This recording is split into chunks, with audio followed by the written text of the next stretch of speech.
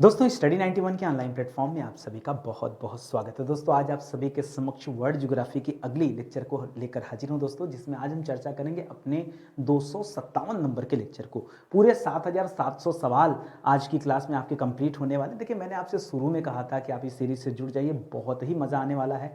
पूरा इतिहास भी से आपको पढ़ाएगा, संविधान पढ़ाएगा और अब दोस्तों भूगोल की तरफ हम चल रहे हैं। बहुत जल्द आपका वर्ल्ड ज्योग्राफी भी समाप्त होने वाला है। आज हम चर्चा करने वाले हैं दोस्तों ग्रीन हाउस इफेक्ट के बारे में। ग्रीन हाउस प्रभाव क्या होता है, वैश्विक तापन क्या होता है, इससे संबंधित कौन कौन से सवाल पूछे जाते हैं परीक्षा में, उन सभी सवालों पर चर्चा करेंगे। तो चलिए आगे बढ़ते हैं। ध्यान दीजिएगा स्टडी 91 के प्लेटफॉर्म से कई सारे छोटे छोटे इंडिविजुअल बैच लॉन्च किए गए। अभी तक जो बैच थे दोस्तों काफ़ी ज़्यादा प्राइस में होते थे, जिसकी वजह से बच्चों की बड़ी समस्या होती थी। तो दोस्तों अब 200, 300, 250 इस रेंज में दोस्तों बैच लॉन्च किए जा रहे हैं। तो आप आइए ज्वाइन कीजिए, और इतने कम पैसे में होंगे तो बहुत आसानी से आप बैच ज्वाइन भी कर लेंगे और धीरे धीरे दोस्तों कोर्स भी आपका कवर हो जाएगा। ठीक है, ये हमारा हेल्पलाइन नंबर है, कॉल करके संपर्क कर सकते हैं कि इस तरह की स्पेशल बैच आप कहां से ज्वाइन करेंगे। ठीक है, कल की क्लास में दोस्तों 2-3 बातें मैंने आपको पढ़ाया था, समझाया था, लेकिन कई सारे कमेंट मुझे मिले कि सर एक बार फिर से आप एक्सप्लेन कर देते तो अच्छा होता। तो बड़ा खोजते खोजते मुझे गूगल से एक चित्र मिला।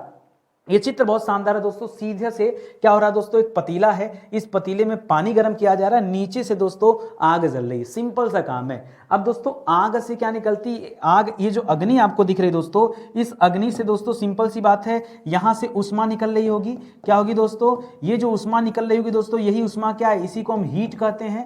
क्या कहते हैं दोस्तों, इसी को हम क्या कहते हैं, हीट कहते हैं। ये हीट जा रही होगी ऊपर और इस पतीले को गर्म कर रही होगी। ठीक है, ये जो हीट है दोस्तों, इसी हीट को हम अपने भाषा में क्या समझते हैं, इसी को कहते हैं, जब आप ज्योग्राफी आएंगे या फिजिक्स में पढ़ेंगे तो आप पढ़ेंगे रेडिएशन शब्द, रेडिएशन, इसी को विकिरण कहते हैं। ये जो निकल रहा है ना, ये जो यहां से दोस्तों निकल रहा है, यही क्या है दोस्तों, यही क्या है, विकिरण है। यही विकिरण दोस्तों इस पतीले को गर्म कर रहा है। ठीक है, यही जो उष्मा यहां से निकल रही, यही इस पतीले को गर्म कर रही। दूसरी बात, अब दोस्तों पतीले के भीतर जो पानी रखा हुआ है, ये पानी लिक्विड है। ये पानी क्या दोस्तों, ये जो जल है, ये जो जल है, ये किस फॉर्म में दोस्तों, जल तो हमेशा लिक्विड होता है। लिक्विड यानी तरल। लिक्विड का मतलब क्या है, यह तरल अवस्था में है। आप कह सकते हैं कि हाँ पानी ना होके कोई द्रवित हो सकता है, हम कह रहे हैं कोई भी द्रव। आपने पढ़ा द्रव में जो अणु होते हैं वो ठोस के अपेक्षा काफी दूर दूर होते हैं। ठीक है, तो दोस्तों ये जो इसके अणु हैं, ये भी दोस्तों हीट हो रहे हैं। तो इसके अंदर दोस्तों जो तरंगे उठ रही हैं, ये क्या कहलाता है दोस्तों, इसी को कहते हैं कन्वेक्शन। क्या कहते हैं, कन्वेक्शन, यानी इसे कहते हैं संवहन। और दोस्तों इस उष्मा की वजह से पूरा का पूरा पतीला गर्म हो रहा है, तो हीट दोस्तों यहां तक बढ़ रहा है। ठीक है, अगर ये लोहे का होगा, यानी अगर ये सुचालक होगा, क्या होगा, अगर ये सुचालक होगा तो दोस्तों हीट बढ़ते बढ़ते कहां तक, यहां तक चली आएगी। इसीलिए हमेशा कुचालक, जैसे कुकर का जो पकड़ने वाला हिस्सा होता है दोस्तों, कुचालक होता है। क्यों, नहीं तो हीट वहां तक चली जाएगी। ठीक है, इसको क्या बोलते हैं, जो हीट यहां पे आ रही है, इसको बोलते हैं कंडक्शन, यानी चालन कहते हैं। मुझे लगता है एक ही इमेज से आप सब समझ गए होंगे। ठीक है, एक साध है सब सद है, समझ में आ गया ना, ये आप कॉन्सेप्ट याद रखेंगे। चलिए आइए अपने मुद्दे की बात करते हैं। और पहला सवाल जो आपकी स्क्रीन पर है, बहुत ध्यान से पढ़िएगा, समझिएगा, तब जवाब दीजिएगा। कह रहा है किस संरचना में लघु तरंग सौर विकिरण, यानी सूर्य से आने वाला सौर विकिरण, वो भी कैसा, देखिए दो ही तरह की तरंगे होती, या तो लघु तरंगे या दीर्घ तरंगे। कह रहा लघु तरंग सौर विकिरण तो प्रवेश कर सकता है, परंतु इसमें सतह द्वारा विकिरित दीर्घ तरंग बाहर नहीं जा सकती।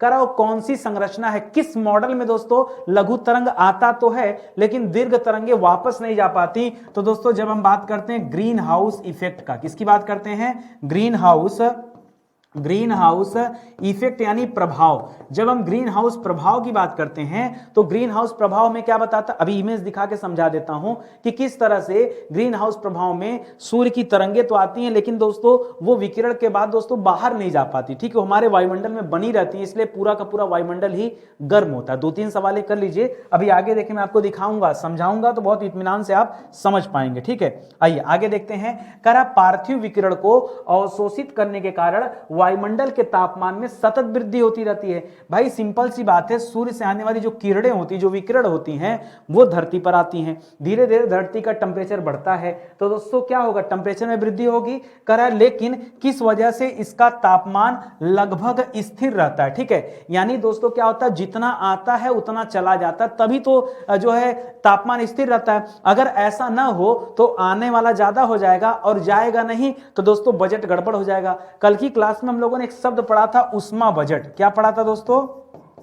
कल की क्लास में एक शब्द पढ़ा था, उष्मा बजट। उष्मा बजट में होता क्या, जितना आता है उतना वापस चला जाता है। भाई सूर्य से उसका रेडिएशन आ रहा है, विकिरण आ रही है, ठीक है, और वो विकिरण दोस्तों रात के समय वापस चली जाती। अगर वापस ना जाती तो ये बजट गड़बड़ हो जाता। अभी वापस चली जाती, इसलिए मौसम क्या हो जाता है, ठंडा हो जाता है। ठीक है, दिन में गर्मी लगती है, रात में मौसम ठंडा होने का कारण क्या है, यही उष्मा बजट है। इसको अपने भाषा में याद कर लीजिएगा। ठीक है, तीसरा सवाल दे रहा दोस्तों कि वायुमंडल अपनी अधिकांश उष्मा, वायुमंडल जो है अपनी अधिकांश उष्मा विकिरण के किस रूप में दोस्तों प्राप्त करता है? तो याद रखिएगा, सबसे ज्यादा यह दीर्घ तरंगों के रूप में प्राप्त करता है। किसमें दोस्तों? सबसे ज्यादा यह दीर्घ तरंगों में प्राप्त करता है। और अगर अंदर जाए दोस्तों तो बताइएगा पार्थिव विकिरण के रूप में।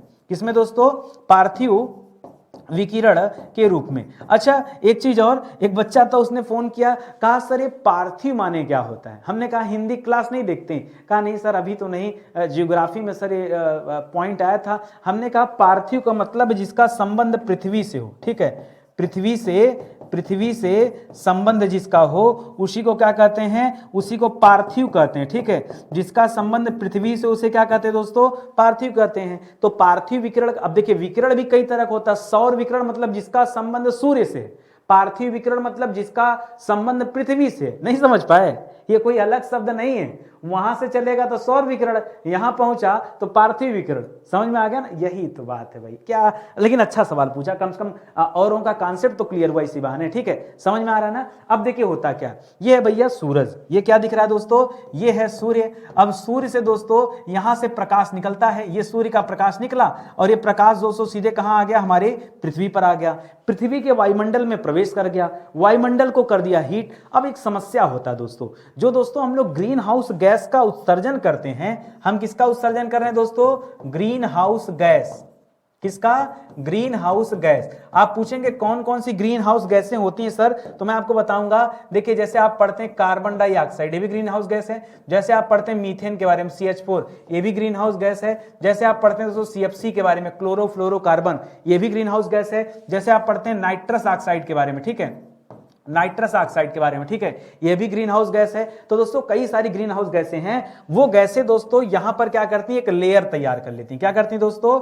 यहां पर एक क्या बना लेती है, ये लेयर तैयार कर लेती है, लेयर। ठीक है, ये लेयर, ये क्या हो जाता है दोस्तों? ये एक लेयर तैयार हो जाता है, किसका? ग्रीन हाउस गैस का। ये जो लेयर बन जाता है ना, इसकी वजह से ये विकिरण, अगर ये लेयर नहीं होता, देखिए इस वाले लोकेशन पे लेयर नहीं है, ठीक है, इधर लेयर नहीं है, ठीक है, तो जहां लेयर नहीं होता दोस्तों वहां क्या होता, वहां देखिए सूर्य का प्रकाश ऐसे आता और टकरा करके दीर्घ तरंगों के रूप में दोस्तों फिर क्या हो जाता, दीर्घ तरंगों के रूप में यह क्या हो जाता, पृथ्वी के बाहर चला जाता। लेकिन दोस्तों जहां जहां पर ये लेयर बन जाती है ना, ये लेयर बनने की वजह से क्या होता है, ये प्रकाश यहां से टकराकर इसी वायुमंडल के भीतर ही रह जाते हैं। मतलब ये प्रकाश जो है वापस नहीं जा पाते हैं, तरंगे जा नहीं पाती, और ये पूरे वायुमंडल जब यहीं रहेगा तो दोस्तों होगा क्या, इसकी वजह से हीट बढ़ जाएगा। क्या बढ़ जाएगा दोस्तों? इसकी वजह से लगातार हीट बढ़ जाएगा, और हीट का बढ़ना क्या कहलाता है, इसी को तो कहते हैं वैश्विक तापन। क्या कहते हैं? वैश्विक तापन। इंग्लिश में नाम देते हैं ग्लोबल वार्मिंग का। किसका नाम देते हैं? कुछ कठिन नहीं है, ये गैसें एक लेयर क्रिएट कर लेती है, उसके बाद तरंगों को जाने नहीं देती, बस इतनी सी बात है। यही हो जाता है ग्रीन हाउस इफेक्ट, इसको याद रखेंगे। अभी आगे सवाल पढ़िए तो खुद आपको समझ में आ जाएगा कि कवि क्या पूछना चाह रहा है। ठीक है, एक हम लोग पढ़ते थे जब हाई स्कूल इंटर में, तो हर सवाल में क्या आता है, कवि क्या कहना चाहता है, तो कवि इस प्रकार कहना चाहता है। कवि के कहने का तात्पर्य, किताब कॉपी भरने के लिए यही सब लिखना पड़ता था, ठीक है, कि कवि के कहने का तात्पर्य है कि, ठीक है, अतः यही सब लगा के लिखते चलो। सुनो ध्यान से, करा अधिकांश, अब समझ गया ना, पार्थिव विकिरण मतलब वह विकिरण जिसका संबंध पृथ्वी से। अधिकांश पार्थिव विकिरण का अवशोषण, अवशोषण माने किसी चीज, उस तरंगों को क्या कर लिया जा रहा, अवशोषित कर लिया जा रहा, ठीक है, अवशोषण वायुमंडल में उपस्थित किन गैसों के द्वारा कर लिया जाता है? तो कोई एक गैस तो है नहीं, आप कह सकते हैं दोस्तों ग्रीन हाउस गैस। सीधे सीधे क्या नाम दे दीजिए, इसको कहिए ग्रीन हाउस गैस। क्यों ग्रीन हाउस गैस क्यों नाम दिया जा रहा है? क्योंकि इस गैस में दोस्तों बहुत सारी गैस है, यही तो दोस्तों जाने नहीं दे रहे। ठीक है, अब आपसे पूछा जाए कि कौन कौन सी मेन गैस है, तो दोस्तों मुख्य रूप से दो चीजें आप याद रखेगा। एक तो दोस्तों आप CO2 को याद रखेगा और दूसरा आप याद रखेगा दोस्तों जल वाष्प को। ठीक है, जल वाष्प, पीछे हमने लिखा नहीं था। ठीक है, जल वाष्प, ये दो चीजें ऐसी हैं जो पार्थिव विकिरण का अवशोषण कर लेती हैं। ठीक है, यही समस्या है। अगर ये गैसें, अब सोचिए इसीलिए कहा जाता है कि कार्बन डाइऑक्साइड जो है ज्यादा न उत्सर्जित किया जाए। अब निकलता कैसे दोस्तों, ये फैक्ट्री चल रही, धुआं के रूप में बह रहा है। ठीक है, तो इस तरह से दोस्तों, अब जैसे पेड़ पौधे काटने लगोगे, हम ही कार्बन डाइऑक्साइड कहां से आ रहा है, ए भगवान। जितना एसी नहीं है, जितना एसी से और फ्रिज से, रेफ्रिजरेटर से CFC नहीं निकलता, उससे ज्यादा तो कार्बन डाइऑक्साइड निकल रहा है। कैसे? आप नहीं निकालो, दिन रात ये जो फूंक रहे हो, ठीक है, सिगरेट ही नहीं, अगर आप सांस ले रहे हो तो ऑक्सीजन खींच लिए, बदले में क्या दे दिए, कार्बन डाइऑक्साइड दे दिए। तो दिन रात क्या दे रहे हो, कार्बन डाइऑक्साइड देने में हम लोग लगे हैं, ऊपर से पेड़वा भी काट दे रहे हैं। ठीक है, तो सारा पेड़ अगर कट जाएगा तो अब पेड़ ही थे जो प्रकाश संश्लेषण करते थे, जिसे हम क्या कहते हैं, फोटोसिंथेसिस कहते हैं ना। तो प्रकाश संश्लेषण के दौरान कार्बन डाइऑक्साइड ले लेते थे और खाना बनाते समय ऑक्सीजन देते थे। हम क्या कर दे रहे हैं, उन पेड़ को भी काट ले रहे हैं। तो वायुमंडल में कार्बन डाइऑक्साइड बढ़ेगा कि नहीं बढ़ेगा, तो जिम्मेदार कौन है, आप समझो ना। तो ये चीजें दोस्तों, और ये क्या करते हैं, ये उसी पार्थिव विकिरण को अवशोषित कर लेते हैं। इसीलिए समझाया जाता है कि भाई कुछ ऐसा करो कि पार्थिव विकिरण अवशोषित ना हो, ये पृथ्वी के वायुमंडल से बाहर चला जाए, इसका बाहर जाना ही उचित है, नहीं तो उष्मा बजट गड़बड़ हो जाएगा। ठीक है, उष्मा बजट गड़बड़ हो जाएगा तो क्या होगा, हीट बढ़ जाएगी, हीट बढ़ जाएगा तो क्या होगा, अरे भाई नहीं पता क्या होगा, जो ग्लेशियर पिघल जाएंगे। ग्लेशियर मतलब सर वो जो पहाड़ों पर, हाँ वही पिघल जाएंगे। फिर क्या होगा, वो पिघल करके नदी में आएंगे, नदी जाके समुद्र में लेगी और समुद्र का जलस्तर बढ़ जाएगा। और समुद्र का जलस्तर बढ़ा तो जितना किनारे वाले हिस्से हैं सब डूबना शुरू हो जाएंगे। जैसे जैसे जलस्तर बढ़ेगा सब डूब जाएंगे, जल प्रलय। क्या हो जाएगा, जल प्रलय, धरातल अंदर पानी ऊपर। ठीक है, तो आप बताइए किसको किसको तैरने आता है, तैरने से कहां बचोगे, कितना देर तैरते रहोगे, बताओ कितना तैरते रहोगे। सर पहाड़ों पे चले जाएंगे, कितने लोग, 8 बिलियन लोग पहाड़ पे चले जाएंगे, इतना पहाड़ बचाए हो, वही पहाड़ तो काट करके जो है गिट्टी बन रही है, उसी से सड़क बन रहा है, उसी से कंक्रीट की ईंटें बनाई जा रही है, बिल्डिंग तैयार किया जा रहा है, कहां पहाड़ बचा है बताओ, कैसे पहाड़ पे रहोगे। प्रकृति ने सब सुविधा दिया था कि आपकी जनसंख्या कम थी, आप पहाड़ों पर रह लेते, डूबता सब तो, लेकिन अब पॉसिबल नहीं, धक्का मार देगा, आप चढ़ोगे कोई दूसरा धक्के देगा, भगो यहां से।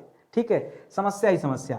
लिख रहा वायुमंडल में किन गैसों की मात्रा में, वो कौन सी गैस है जिनकी मात्रा में वृद्धि होने पर उष्मा का अधिक अवशोषण होता है। उष्मा का अवशोषण ये सबसे खतरनाक है, डेंजर, इसको लिख लो भैया, उष्मा का अवशोषण ये बहुत डेंजरस है। क्या है दोस्तों, बहुत डेंजर है। ठीक है, कर और वायुमंडल के तापमान में वृद्धि हो जाती है, वो कौन सा गैस है जिसकी मात्रा बढ़ जाए। तो बताया तो एक ही बतिया 3 बार पूछ रहा भाई, कार्बन डाइऑक्साइड और जलवाष्प। देखो कुछ बढ़े ना बढ़े, इसको मत बढ़ने दो भाई। ठीक है, बाकी सब पे तो कंट्रोल लगाया जा सकता है, इसको कैसे कंट्रोल करोगे बताओ।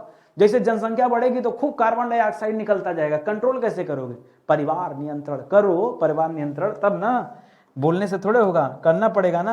सर कर तो रहे परिवार नियंत्रण, 22 साल में बिया हो गया होता, अभी तो तैयारी करने के चक्कर में 32 साल हो गए, 10 साल का ऑक्सीजन बचाएं कि नहीं बचाएं। 22 साल में बिया होता, 24 साल में बच्चा पैदा होता, वो तब तक सांस लेता, 8 साल बचाएं ना।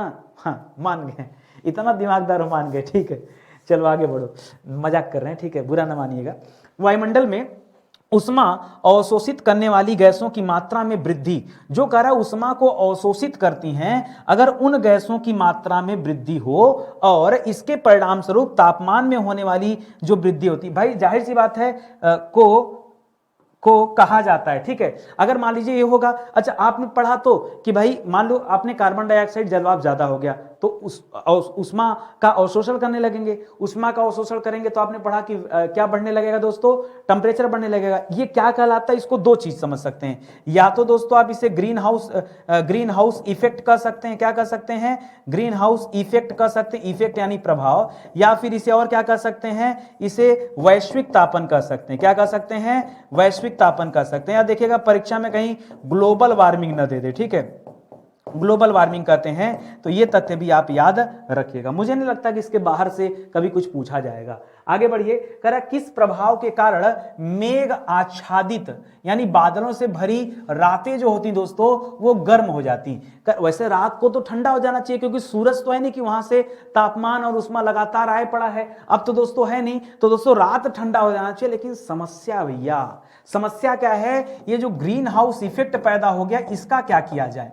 ये जो ग्रीन हाउस प्रभाव है, ये ग्रीन हाउस प्रभाव मतलब क्या, इस प्रभाव को एक लाइन में लिखे, ठीक है।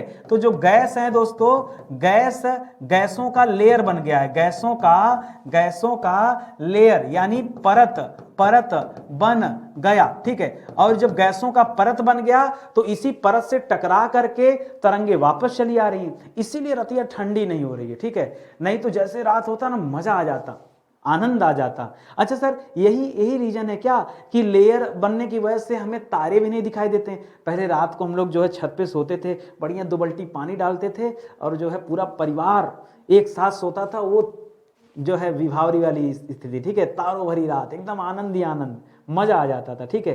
अब कहाँ गए, जाने कहाँ गए वो दिन, ठीक है, वो वाली बात हो गई। तो खैर ये इसी कारण हो सकता है। एक कारण ये भी हो सकता है कि भाई लेयर आ गया है और आपको दिख नहीं रहा ऊपर, तो ये भी हो सकता है कारण, ठीक है। लिख रहा वायुमंडल में उपस्थित कौन सी गैस पार्थिव विकिरण द्वारा प्राप्त ऊष्मा का अवशोषण करती है। फिर वही सवाल कि ऊष्मा का अवशोषण कौन सी गैस करती। अभी थोड़ी देर पहले मैंने बताया, अच्छा जलवाष्प मैंने बताया ना, वो भी याद रखो बढ़ाने का काम करती है। लेकिन अगर आप अवशोषण की बात करेंगे तब आप सीधे सीधे कहिएगा कि कार्बन डाइऑक्साइड। कौन सी गैस है दोस्तों, ये CO2 जो है दोस्तों, कार्बन डाइऑक्साइड। सर हमें नहीं पता था CO2 इतनी खतरनाक है। CO2 क्या करती है, ये एक लाइन की बात है, पार्थिव विकिरण की जो तरंगे होती हैं उनको क्या कर लेती है, अवशोषित कर लेती। बस सारा खेल वहीं से खराब होना शुरू। इसीलिए दुनिया में दोस्तों कार्बन उत्सर्जन पर रोक लग गया है। तमाम दुनिया में देश है ना भाई, देखो एक देश खूब कार्बन धकाधक छोड़ेगा तो दूसरा का रोकेगा नहीं, तो समस्या तो उसके लिए भी है, उसकी भी रात तो गर्म होगी। ग्लेशियर कोई ऐसा थोड़े कि हमारे लिए पिघलेगा, उसके लिए नहीं पिघलेगा, समस्या तो है। तो कैसे दूर होगा दोस्तों ये समस्या, एक ही तरीका है कि कार्बन का उत्सर्जन न किया जाए और वैश्विक रूप से इसको रोक दिया जाए, ठीक है, ग्लोबली इसको रोका जाए, ठीक है, और सभी देश मिलकर रोकेंगे तब काम चलेगा। तो ये सब चीजें हैं, इसको याद रखेंगे। आगे बढ़िए दोस्तों, कह रहा किस प्रकार के ईंधनों को अधिक मात्रा में जलाने से कार्बन डाइऑक्साइड मुक्त होती। कह रहा कौन सा। अच्छा आपके मन में भी सवाल आ रहा होगा कि वो कौन सा, एक सेकंड रुकिए भाई, किसका फोन आ रहा है क्या, ठीक, अलार्म, सुनिए। तो एक सवाल ये आता है कि सर ये जो कार्बन डाइऑक्साइड ये आता कहाँ से, ठीक है। एक तो हम ही लोग छोड़ते हैं, हाँ अरे सर अब देखिए हम लोग छोड़ते हैं तो इसका कुछ कर भी नहीं सकते ना, कोई ऐसी स्थिति उपाय तो है नहीं कि हम कम छोड़ें, ठीक है। तो अब जो है कोई ऐसा थोड़े कि हम जानबूझ के छोड़ते हैं, कितना ऑक्सीजन ले कितना कार्बन डाइऑक्साइड छोड़ें, भाई हम इसमें कमी नहीं कर सकते। कोई और भी कारण है क्या जिसकी वजह से ये कार्बन डाइऑक्साइड मुक्त होती है, जिससे वायुमंडल में इसकी मात्रा में वृद्धि हो जाती। कार्बन डाइऑक्साइड वायुमंडल में क्यों बढ़ रहा है, इसका क्या कारण है, एक लाइन की बात बताऊं, और कौन, कई कारण है। जैसे एक प्रमुख कारण दोस्तों ये है कि जीवाश्म ईंधन। क्या है दोस्तों, जीवाश्म ईंधन। ये जो जीवाश्म ईंधन है जैसे कोयला हो गया, खनिज तेल हो गया, जब ये जलता है ना तब भी कार्बन डाइऑक्साइड निकलता है। तो हम लोग नहीं कम कर सकते, जैसे आबादी कम की जा सकती है, जैसे जीवाश्म ईंधनों का हिसाब किताब में प्रयोग किया जा सकता है, उससे तो बच सकता है ना। अब अगर निधड़ले ऐसे चलता रहेगा सिस्टम तो कैसे काम चलेगा, कैसे रुकेगा बताइए पूरा सिस्टम, हम आप नहीं समझेंगे तो कैसे होगा। लिख रहा वायुमंडल में कार्बन डाइऑक्साइड की मात्रा में वृद्धि होने से संपूर्ण पृथ्वी के तापमान में होने वाली बढ़ोतरी की घटना को क्या कहते हैं। कह रहा कार्बन डाइऑक्साइड बढ़ा, उसकी वजह से पूरे पृथ्वी का टेम्परेचर बढ़ गया, इसे क्या कहते हैं, थोड़ी देर पहले बताया। पूरे पृथ्वी की बात किया, एक शब्द लिखा संपूर्ण पृथ्वी, ठीक है। तो संपूर्ण का मतलब क्या हो गया, ग्लोबल, ठीक है। और गर्म होने का मतलब क्या हो गया, वार्मिंग। क्या शब्द निकल कर आया, ग्लोबल वार्मिंग, या फिर इसे कह सकते हैं वैश्विक तापन, ठीक है। एक ही बात है, ठीक है, अलग अलग पैटर्न में दोस्तों ये सवाल पूछ रहा है, ठीक है। समझना पड़ेगा कि सवाल कैसे कैसे पूछे जा रहे हैं। लिख रहा है किस घटना के चलते पृथ्वी पर तापीय परिस्थितियों में परिवर्तन से विभिन्न क्षेत्रों में उगाई जाने वाली फसलें भी प्रभावित होती हैं। कराओ कौन सी घटना है जिसकी वजह से क्या अलग अलग क्षेत्रों में जो फसल उगाई जाती है वो प्रभावित हो जाती हैं। दिक्कत क्या, फसलों क्या दिक्कत, अच्छा हाँ सुनिए, रटने वाला सवाल नहीं है, एक बार सुन लीजिए समझ में आ जाएगा। हम कह रहे हैं पूरे पृथ्वी का टेम्परेचर गर्म हो जाए, आपको क्या दिक्कत है? पंखा चला के रहिए ना, कूलर रहे, कूलर चला लीजिए, पंखा चला लीजिए, और क्या कर लीजिए, एसी चला लीजिए। सर ये सब जो चला रहे हैं ना, इसके वजह से और कार्बन डाइऑक्साइड और सीएफसी निकल रहा और ग्रीन हाउस इफेक्ट बढ़ेगा। ये सलूशन है, ये आज का सलूशन है। आज आप उस गर्मी से मुक्त हो जाएंगे है, लेकिन जितना हवा हम ले रहे हैं ना, ये अपनी आने वाली पीढ़ी को और बर्बाद कर रहा है, उनको अगिया में झोंक रहे हैं। ये मान के चलिए, एकदम सीधा साधा जवाब है, हम लोग उन्हें खुद झोंक रहे हैं कि और गर्मी झेले वो सब। हम लोग 47 में रह रहे, वो सब बेचारे 57 में रहेंगे, कोई माई का लाल रोक नहीं पाएगा। देख लीजिएगा 10-20 साल बाद जो स्थिति होगी, आप देख लीजिएगा कि 50 क्रॉस न कर जाए टेम्परेचर, तो बताइएगा अब क्या किया जाए सर? तो काम ये कर सकते हैं दोस्तों, आप सोच रहे हैं एसी बिजली बन रही है, अब जैसे भूतापीय ऊर्जा का नाम सुनोगे या तापीय संयंत्र का नाम सुनोगे, थर्मल एनर्जी से दोस्तों जब बिजली पैदा होती है, कोयला तो जल रहा है, और अभी पीछे पड़े हैं कि जीवाश्म ईंधन ना, उधर देखना मत, कार्बन डाइऑक्साइड निकलेगा, धुआं निकलेगा, जा नहीं रहा है, वैश्विक तापमान नहीं बढ़ेगा। सर तो सलूशन बताइए क्या किया जाए? क्या लिखा है? करा है कि दोस्तों, अच्छा अभी तो हमने ये बताया दोस्तों, उस गर्मी की वजह से हम प्रभावित हो रहे हैं, उसी गर्मी की वजह से दोस्तों फसलें भी प्रभावित हो रही है, ऋतु चक्र बदल गए, सिस्टम ही चेंज हो गया, गर्मी के टाइम में ठंडी, ठंडी के टाइम में गर्मी, मतलब उल्टा सीधा चक्र हो गया। किसके वजह से? यही कारण है, जलवायु। इसी को हम कहते हैं क्लाइमेट चेंज, अंग्रेजी में थोड़ा बहुकाल में इसको क्या बोलते हैं? जलवायु परिवर्तन। ठीक है, ये भूल जाते हैं कि सब हमारा किया धरा है। तो दोस्तों क्या लोग जल्दी जवान हो रहे हैं, लोग ज्यादा जल्दी, देखिए बच्चों का देखिए ना, पहले जवानी लेट में आती, अब जल्दी जवान, शादी करने से नहीं लोग जवान होते हैं, उनकी मानसिकता विकसित हो जा रही है। उसी तरह से जो फसल वगैरह पहले पक जा रहे हैं, समय से पहले दोस्तों, मतलब बहुत कुछ चेंजेस आ गया। ठीक है, तो दोस्तों ये प्रभावित हो रही हैं, और ये किस वजह से हो रहा है दोस्तों? तो सीधा सीधा इसका भी उत्तर क्या है? Global warming. ठीक है, ग्लोबल वार्मिंग के कारण ही दोस्तों ये हो रहा है, ये भी तथ्य याद रखेगा। आगे बढ़िए दोस्तों, अगला सवाल देखिए, मेरी बात समझ रहे हैं ना? आगे दे रहा है सवाल कि वायुमंडल में कार्बन डाइऑक्साइड की बढ़ती हुई मात्रा किन ईंधनों के बढ़ते हुए प्रयोग और वन क्षेत्रों के विस्तार में कमी का परिणाम है। करा किसके कारण ऐसा हो रहा है? ठीक है, स्पेशली अगर नाम लिया जाए एक दो लोगों का, जैसे हमने कहा ना जीवाश्म ईंधन, तो जीवाश्म ईंधन के अंतर्गत हम किसका नाम ले लें? ठीक है, सबसे बड़ा विलन किसे घोषित किया जाए? तो विलन नंबर 1 है दोस्तों कोयला। क्या दोस्तों? कोयला। और विलन नंबर 2 में रखिएगा दोस्तों खनिज तेल। एक साथ बोलिए खनिज तेल, सब इसी में आ जाएंगे। ठीक है, खनिज तेल, ये दो हैं दोस्तों जिसकी वजह से कार्बन डाइऑक्साइड दोस्तों ये बढ़ रहा है, और लगातार वन क्षेत्रों में हम कमी भी करते जा रहे हैं। ठीक है, ये हमारी भी दिक्कत है। अगर वन होते हैं, अगर ज्यादा से ज्यादा हम कर रहे हैं, खूब कार्बन डाइऑक्साइड छोड़ो, खूब पेड़ पौधा लगा दो, इधर कार्बन डाइऑक्साइड छोड़ रहे हैं, उधर खाना बना के कार्बन डाइऑक्साइड ले रहे हैं, कोई दिक्कत नहीं, चीजें बैलेंस है। तो हमारी तो भी समस्या है कि हम छोड़ेंगे भी, हम पेड़वा भी काट देंगे, ताकि कार्बन डाइऑक्साइड एक तो जानबूझ की प्लानिंग है ना, बनाओ शहरीकरण, क्या पूरा शहर खड़ा कर दो, पेड़ पौधे गायब कर दो। ठीक है, ये तो काम है ना लोगों का। कह रहा कोयले व खनिज तेल के बढ़ते हुए उपयोग और वन क्षेत्रों के विस्तार में कमी, मतलब जहां कमी करना चाहिए वो हम बढ़ा रहे हैं, और जहां वृद्धि करना चाहिए वहां हम कमी कर रहे हैं। कह रहा है इस जैसी परिस्थितियों का महत्वपूर्ण कारण क्या है दोस्तों? ये जो कर रहे हैं दोस्तों, इसी की वजह से क्या हो रहा है? ठीक है, अच्छा ये उल्टा पूछ रहा है, कह रहा है किस वजह से हम खनिज तेल यूज कर रहे हैं, वो क्या कारण है कि हमको ज्यादा कोयला यूज करना पड़ रहा है। ठीक है, बता रहे हैं कारण। पहला कारण लिखो दोस्तों, बढ़ती हुई जनसंख्या। ठीक है, बढ़ती हुई जनसंख्या। सर जनसंख्या का इसमें क्या? अरे भाई जितना ज्यादा जनसंख्या होगी उतना ज्यादा गाड़ी घोड़ा होंगे। हम कह रहे हैं आपके कम बच्चे होते हैं, आपके घर में एक गाड़ी होती है, 5 बच्चे पैदा करोगे तो 5 गाड़ी चाहिए ना। अब 5 गाड़ी चलाएंगे तो ज्यादा खनिज तेल लगेगा। अब अपने भाषा में समझो भाई, रटो मत, रटोगे तो नहीं याद होगा ये चैप्टर, अपने भाषा में समझो। ठीक है, तो बढ़ती हुई जनसंख्या की वजह से ये कोयला और खनिज तेल यूज हो रहा है, और उसी जनसंख्या की वजह से ये पेड़ पौधे काटने पड़ रहे हैं, क्योंकि शहरों में घर बनाना है। ठीक है, और दूसरा चीज क्या दोस्तों? बढ़ता हुआ जीवन स्तर, बढ़ता हुआ जीवन स्तर। ये कैसे दोस्तों हो रहा है? क्योंकि सबको चाहिए क्या? हमारे घर में सागौन की लकड़ी लगी हो, पीपल की लकड़ी, एल्युमिनियम से नहीं काम चलेगा। ठीक है, उनको लकड़ी का दरवाजा चाहिए, लकड़ी का खिड़की चाहिए। ठीक है, सब चीजें। तो दोस्तों जब जीवन स्तर बढ़ रहा है तो दोस्तों वहां पे हम क्या कर रहे हैं? पेड़ पौधों, शहरीकरण चाहिए, वन काट दो, स्कूल बना दो, रेलवे लाइन बिछा दो, सब कर दो। ठीक है, अभी देखो केस चल रहा है साउथ में, जो है पता नहीं कितने लाख वृक्षों के काटने की बात है, सुप्रीम कोर्ट उस पर रोक लगाया। ठीक, अभी भी हाल फिलहाल में दोस्तों मामला गया है। ठीक है, आप पढ़िए।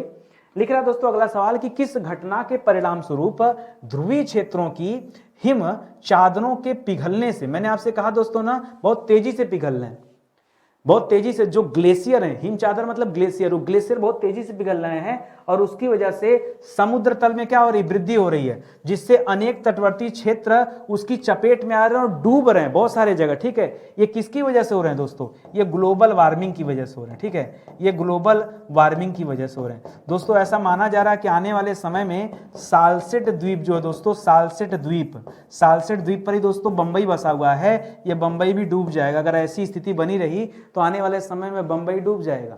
पढ़िए, लेख पढ़िए, तब आपको समझ में आएगा कि जो बातें मैं बता रहा हूं ये फर्जी बातें हैं कि सही बातें हैं।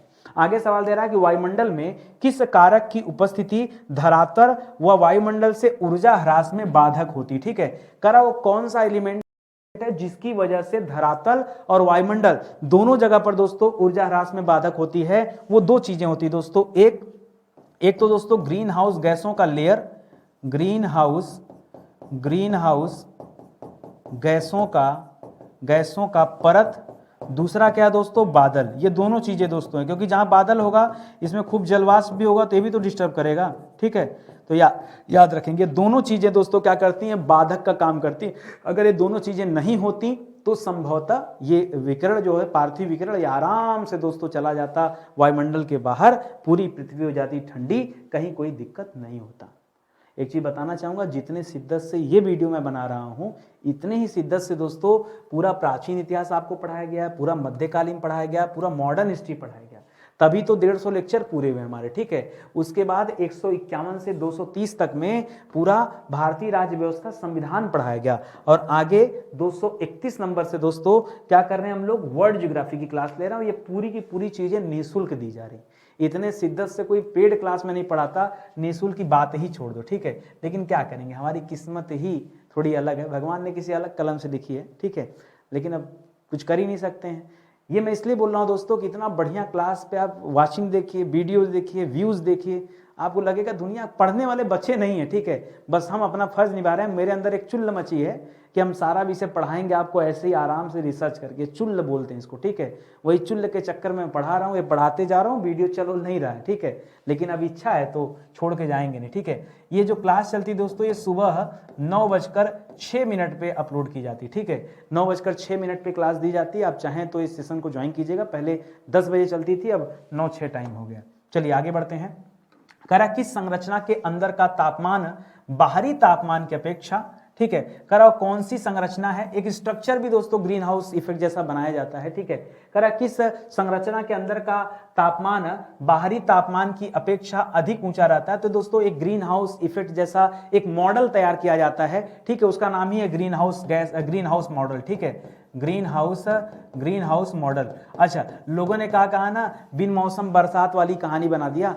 कहा जो गर्मी में पैदा होने वाली फसल हैं उनको हम ठंडी में उगा सकते हैं। कैसे, मान लीजिए खेत है। ठीक है, ये खेत है, इस खेत में क्या करते हैं, एक बढ़िया तंबू बना देते हैं। ठीक है, एक तंबू डाल देते हैं। ठीक है, और मतलब तंबू कैसे, एक लेयर, एक पॉलिथीन का लेयर बना देते हैं। यहां से दोस्तों जब सूरज की गर्मी आएगी दिन में, ठीक है, सूरज आएगा तो दोस्तों ये तरंगे तो इसके अंदर आ जाएंगी, लेकिन इस लेयर की वजह से ये तरंगे वापस नहीं जा पाएंगी, ये टकरा के रह जाएंगी। तो ये अंदर का माहौल क्या हो जाएगा, गर्म हो जाएगा। पूरा अंदर का क्या होगा दोस्तों, ये स्थिति गर्म हो जाएगी। तो गर्म जैसा बना देंगे। ये दोस्तों एक आर्टिफिशियल, कृत्रिम तरीके से बना दिया गया और यहाँ गर्मी पैदा कर दिया गया। तो ऐसा माहौल बना तो जो गर्मी में उगने वाली चीजें हैं उनको आराम से उगाया जा सकता है।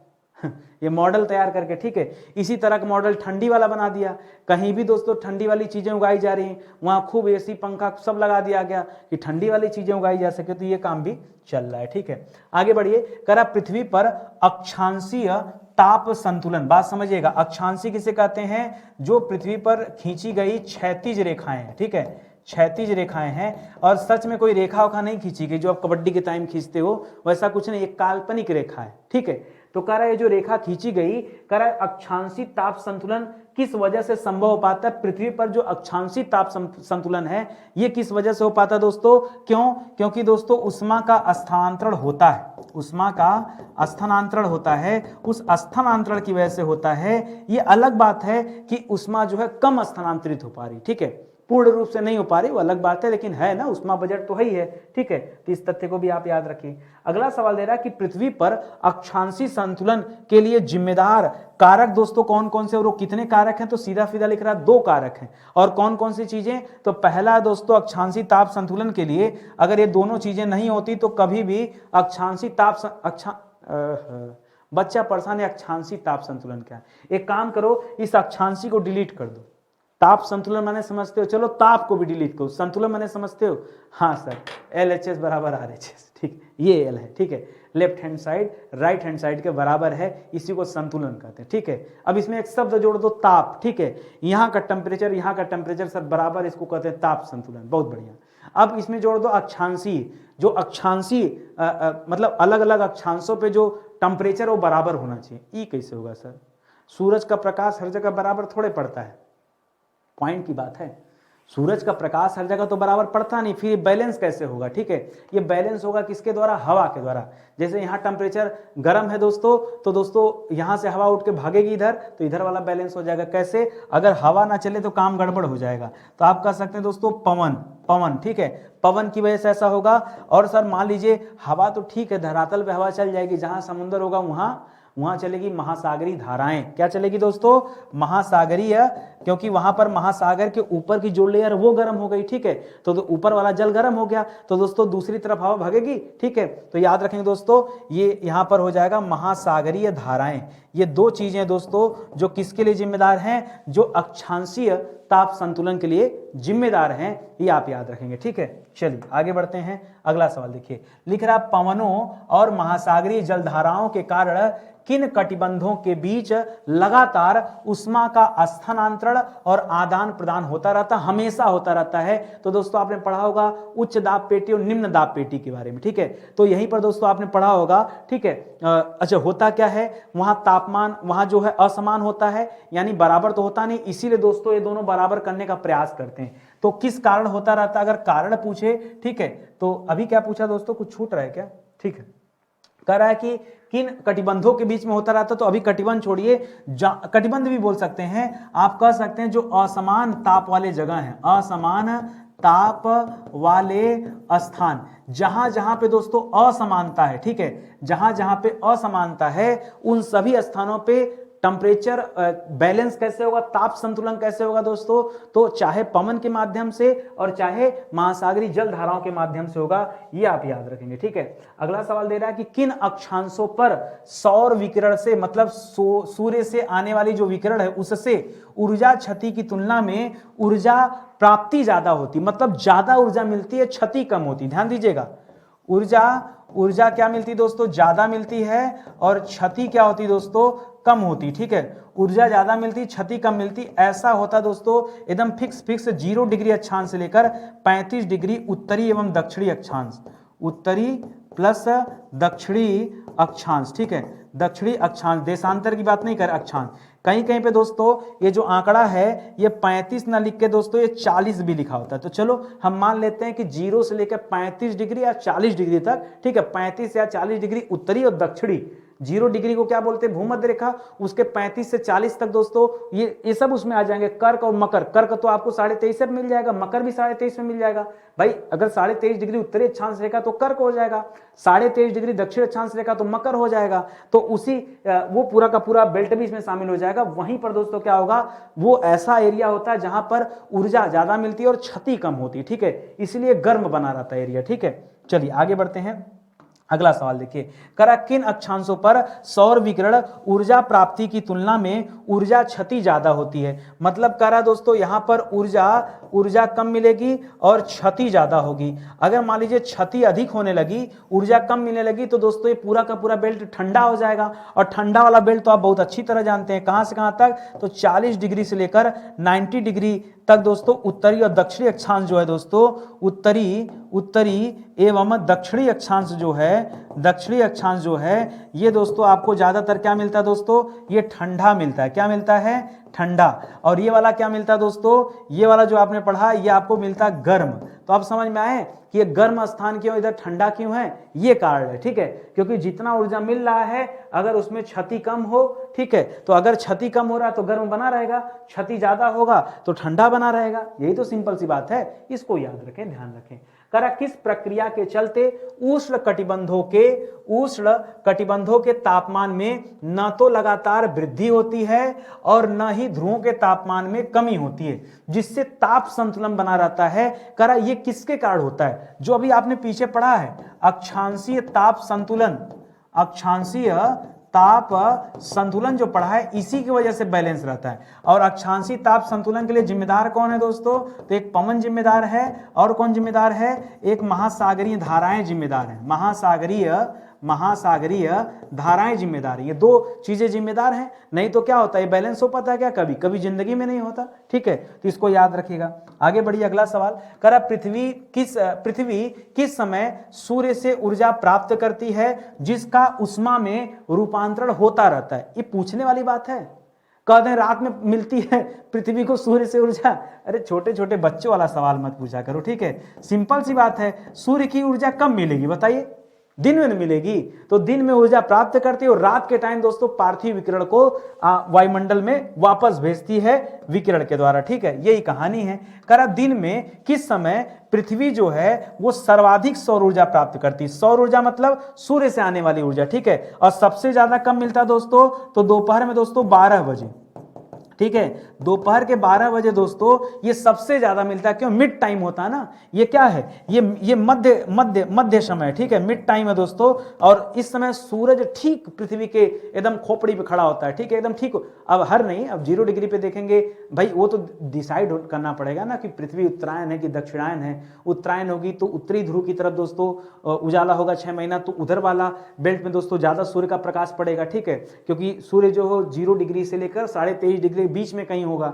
दक्षिणायन होगा तो 0 डिग्री से लेकर 23.5 डिग्री तक दक्षिण वाले में कहीं सूर्य मेंशन होगा, ठीक है। तो ये अलग अलग कंडीशन, तभी तो ठंडी गर्मी बनेगा। कुल मिला जुला के दोस्तों दोपहर का 12 बजे का जो समय है वो माना जाता है सर्वाधिक सौर ऊर्जा उस समय पृथ्वी को प्राप्त होती है। लेकिन आप दिन में 12 बजे सर्वाधिक सौर ऊर्जा प्राप्त होने के बावजूद उस समय अधिक तापमान न होने का क्या कारण है। अरे अच्छा, एक चीज बताओ, कोई चीज चढ़ाए गर्म करने के लिए, पानी चढ़ाए गर्म करने के लिए, अब मान लीजिए हम 100 डिग्री टेम्परेचर लगा दिए तो तुरंत गर्म हो जाएगा, चालू करते गए। अरे अभी तो आया भैया, 12 बजे से तो गर्माना शुरू हुआ है, तो थोड़ा समय दीजिए तब तो गर्म होगा। पहले गर्म होगा, फिर वहां से जब विकिरण निकलेगी ना तब हीट पैदा होता है, ठीक। अभी तो गर्म हो रहा है, हीट तो पैदा होने दो। तो कह रहा है कि उस समय तक दोस्तों इसके न होने का कारण क्या है, ठीक है। किसके बारे में पूछ रहा है, समझ रहे ना। कह रहा दिन में 12 बजे सर्वाधिक सौर ऊर्जा प्राप्त होने के बावजूद उस समय अधिकतम तापमान ना होने का कारण क्या है। तो उस पर्टिकुलर समय में दोस्तों तापमान अधिकतम होने का ना कारण क्या क्या बता सकते हैं, तो याद रखिए, कह सकते हैं कि जो सूर्य से मिलने वाली सौर ऊर्जा है उस सौर ऊर्जा के ऊष्मा में रूपांतरित होने में समय लगता है। ऊष्मा में रूपांतरण, ठीक है, रूपांतरण, इसमें जो टाइम लगता है इसी वजह से, समझ रहे हैं ना। जैसे मान लीजिए सूरज है, ठीक है, और ये पहाड़ है। अब ये सूरज की रोशनी पड़ी, ये पहाड़ गर्म हो रहा, पत्थर है तो गर्म होगा, तो इसको गर्म होने में समय लगेगा कि नहीं। ये जो समय लग रहा है उसी की तो बात कर रहे हैं यार, कुछ अलग से नहीं बोल रहे हैं, ठीक है। कभी कभी सवाल ऐसा मिल जाता है ना कि लगता है कि बड़ा कठिन है, होता नहीं। कह रहा पृथ्वी पर अधिकतम तापमान कितने बजे प्राप्त होता है। हाँ, ये बढ़िया सवाल कर दिया कि 12 बजे तो सूरज से मिलता है, ठीक है। 12 बजे वह समय होता है जब सौर ऊर्जा सर्वाधिक मिलती है, सौर ऊर्जा सर्वाधिक मिलती है। लेकिन अगर हम पृथ्वी की बात करें कि कितने बजे टेम्परेचर हाई हो जाता है, तो दोस्तों लगभग 2 बजे। कितने बजे दोस्तों, लगभग 2 बजे जो है ये टेम्परेचर ज्यादा हो जाता है, इसको याद रखेंगे, ठीक है। इसी तरह से एक आखिरी सवाल देखिए, करा किस समय के तापमान को दिन का उच्चतम तापमान कहा जाता है, ठीक है। पूरे दिन में सबसे ज्यादा तापमान कब होगा, यही जब विकिरण ज्यादा निकलेगा, ठीक है। तो 2 बजे के तापमान को हम क्या कहते हैं, सर्वाधिक गर्म मानते हैं, या सबसे उच्चतम तापमान जो रिकॉर्ड होता है 2 बजे। तभी दोस्तों 12 बजे की अपेक्षा 2 बजे आपको ज्यादा गर्मी महसूस होती है, ठीक है, क्योंकि अब सूरज हट चुका होता है। जब तक वो तरंगे आती हैं ना तब तक वो हीट करती रहती हैं, जब वो हटता है तब दोस्तों यहां से उष्मा निकलनी शुरू होती है, ये विकिरण प्रारंभ होता है, तब जो है गर्म होना शुरू होता है। ये पूरी की पूरी कहानी है, इसको आप समझिए और ध्यान में रखिएगा, ठीक है। आगे बढ़े दोस्तों, करा पृथ्वी का वायुमंडल काफी हद तक किस संरचना के समान व्यवहार करता है। जो पूरा पृथ्वी का वायुमंडल है ये किसकी तरह व्यवहार करता है, जैसा अभी हम लोगों ने बनाया था ग्रीन हाउस, ठीक है, जैसा हमने ग्रीन हाउस बनाया था अभी, बताया ना किस तरह से बना लीजिए, इधर सूरज की रोशनी मिलेगी दोस्तों, ठीक है, सूरज भी इतना गंदा बना रहा हूं जल्दी जल्दी में, ठीक है। तो याद रखेगा इस तरह से जो बनाया हमने, इसी की तरह हमारा वायुमंडल भी व्यवहार करता है, यही हमसे पूछा जा रहा है। अगला सवाल दे रहा है कि कौन सी संरचना लघु तरंग सौर विकिरण को पृथ्वी तक आने देती है, परंतु पृथ्वी से जाने वाले दीर्घ तरंग पार्थिव विकिरण को, अच्छा जो आएगी वो सौर विकिरण है, जो जाएगी वो पार्थिव विकिरण है। उधर से आ रही तो सूरज से आ रही इसलिए सौर नाम दिया, इधर से जा रही तो पृथ्वी से संबंधित है इसलिए पार्थिव नाम दिया। तो पार्थिव विकिरण को अवशोषित कर लेती है और वापस नहीं जाने देती, ठीक है। तो करा कौन सी संरचना, यही जो वायुमंडल की जो संरचना है, सब इसी के तो दोष है, वायुमंडल की संरचना जो है दोस्तों, ठीक है, ये उसी का दोष है। और उसमें किसका दोष है दोस्तों, ये जो ग्रीन हाउस गैस का दोस्तों जो लेयर है ये उसका दोष है ना। चलिए आगे बढ़ते हैं, अगला सवाल देखते हैं। लिख रहा है किस संरचना की भांति वायुमंडल भी एक ताप अवशोषक और विकिरणकर्ता की भूमिकाएं निभाता है, मतलब तापमान को अवशोषित भी करता है, विकिरण यानी तरंगों को छोड़ता भी है, भूमिका निभाता है, और सूर्य और पृथ्वी से प्राप्त समस्त ऊर्जा का विकिरण अंतरिक्ष में जो है वापस परावर्तित कर देता, भेज देता है। तो कौन है दोस्तों, किस संरचना की भांति, जैसे कि पृथ्वी का धरातल, ठीक है, बात को समझिएगा। जैसे पृथ्वी की धरातल गर्म होती है, फिर ठंडा होने पर क्या करती है, पार्थिव विकिरण रिलीज कर देती है और ठंडा हो जाती है, यही होता है ना। उसी तरह हमारा वायुमंडल भी है, वो भी एक्सेप्ट करता है, वो भी रिलीज करता है, सेम टू सेम, ठीक है। तो पृथ्वी के धरातल के जैसा ही व्यवहार कौन करता है, पृथ्वी का वायुमंडल भी करता है। ये तथ्य भी आप याद रखेंगे, ठीक है। आज का सेशन दोस्तों यही समाप्त होता है, उम्मीद करता हूं आपको अच्छा लगा होगा। जितने शिद्दत के साथ हम लोग पढ़ाते हैं ना, उतनी शिद्दत के साथ दोस्तों हम किताबें भी लिखते हैं, ठीक है।